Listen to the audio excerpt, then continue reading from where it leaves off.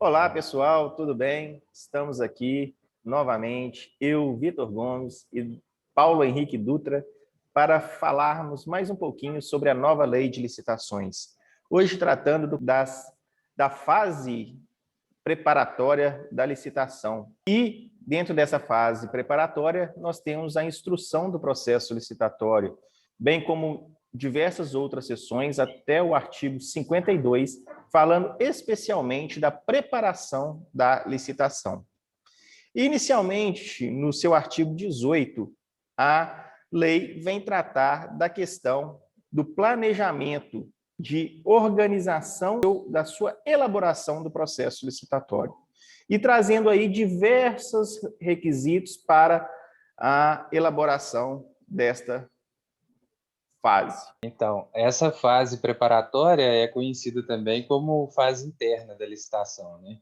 Que é o momento em que a administração tem que fazer toda a análise do interesse público na contratação, da solução que vai ser identificada para aquele problema, né? A administração tem que resolver, da melhor forma de se solucionar, dos requisitos básicos que vão conter no edital, no contrato, as garantias que vão ser exigidas para a execução do contrato, os pagamentos que vão ser feitos aos licitantes. Tudo isso tem que ser planejado previamente pela administração, né, naquele princípio bem claro que a nova lei traz, mesmo de compliance, de eficiência, de planejamento estratégico.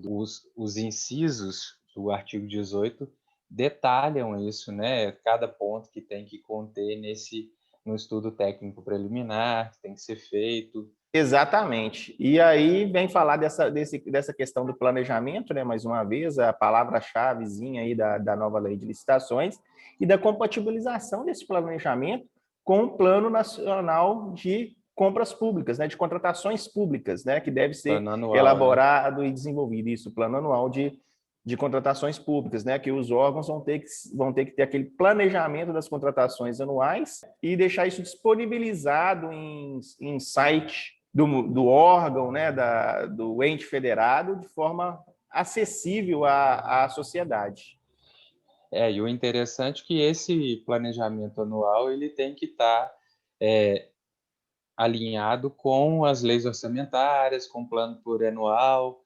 Então, é todo um planejamento estratégico mesmo que a administração tem que fazer para a melhor gestão dos recursos à sua disposição. E aí, nos incisos, ele vem falando do estudo técnico, que deve ser elaborado, técnico preliminar, para fazer aí a elaboração da sua contratação. Então, eu tenho que fazer esse estudo para verificar se a minha licitação, né, a minha compra, a minha contratação pública, ela atende aos interesses públicos, ela atende ao interesse da administração e ela vai ser viável àquela contratação. E, além dessas questões, a administração tem que colocar, já nessa fase preliminar, ela tem que verificar os riscos existentes, né, tanto na contratação quanto na execução do contrato.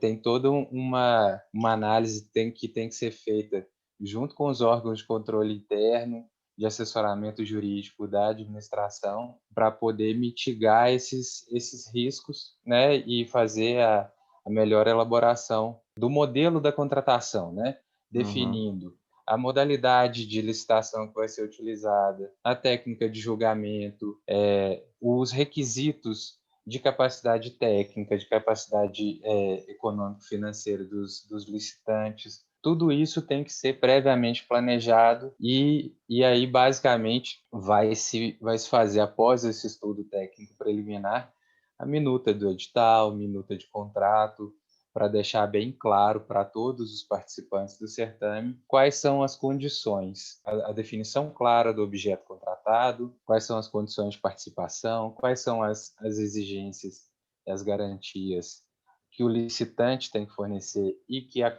a administração, em contrapartida, vai fornecer também, né, para para o recebimento pelo licitante do objeto que ele vai entregar. Tudo isso está previsto dentro do âmbito deste artigo.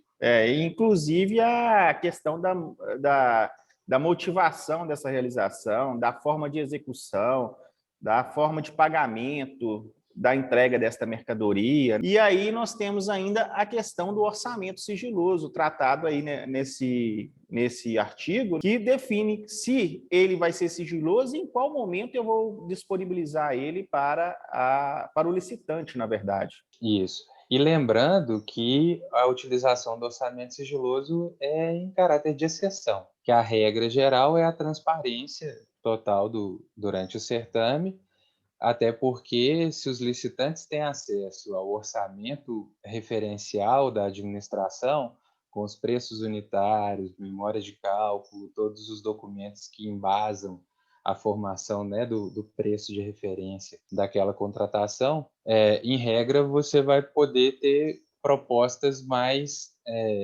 vantajosas para a administração, né, a partir do momento que você tem exatamente delineado ali os quantitativos, os preços de referência. E aí, exatamente por isso, a lei exige, quando for utilizar o orçamento sigiloso, todas as informações têm que já constar desse orçamento e só a publicidade dele vai ser diferida para um momento posterior, mediante justificativa. Exatamente, não pode esquecer da justificativa. Que... É isso aí. E aí, continuando, a lei vem também tratar da questão mais especificamente em seus parágrafos, né, da forma de elaboração do estudo técnico preliminar, definindo lá em vários incisos os requisitos mínimos que devem ser cumpridos para esse requisito preliminar. Então, eu tenho que observar uma série de requisitos, né, e cumprir ali pelo menos o mínimo para que esse estudo preliminar, né, ele seja considerado ali válido.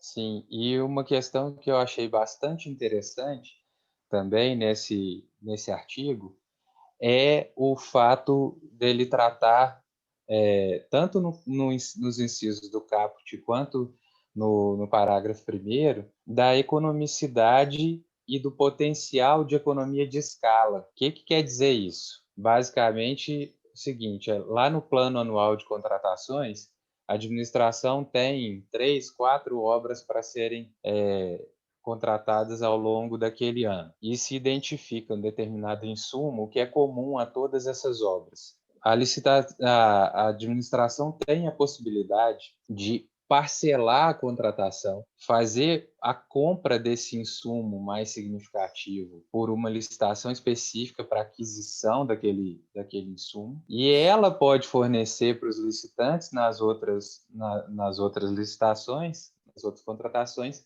o insumo. Isso, teoricamente, como ela vai comprar um volume muito maior desse insumo de uma vez, né, vai fazer com que ela consiga um preço mais baixo. Uhum. E aí tem toda a concorrência, tem toda uma vantagem de se utilizar da licitação para a contratação desse insumo. Então, a administração ela vai fazer essa análise, se é viável ou não, se ela vai conseguir o melhor preço ou não, e aí ela tem que fazer uma justificativa, mostrando a correlação dessas contratações ou a interdependência delas, de forma a gerir de maneira mais eficiente os recursos. É isso aí. E assim, dentro dos requisitos aí essenciais, né, você tem que cumprir a questão da descrição do estudo preliminar, né, a questão do levantamento de mercado e das condições técnicas e econômicas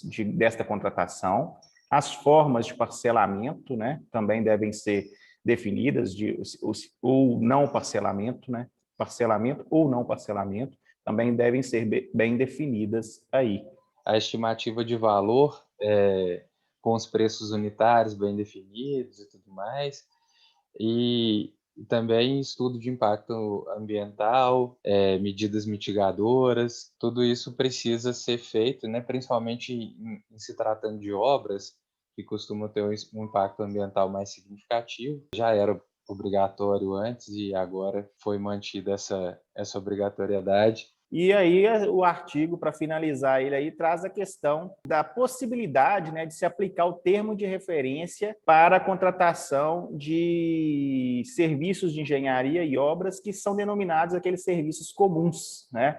E desta forma ele vai identificado comum ali com as justificativas, mostrando que não há prejuízo à administração pública, né? Ele vai possibilitar a realização de um termo de referência ao invés do projeto executivo, né? Ou termo de referência ou projeto básico, em vez de ter que elaborar todo aquele projeto completo para obras e serviços de engenharia. Sim, isso dada a menor complexidade dessas obras e serviços, né, que são considerados comuns, são meras adequações, reformas, manutenções, e que não tem um vulto maior, uma complexidade maior. É uma exceção prevista que, se bem aplicada, pode ser eficiente.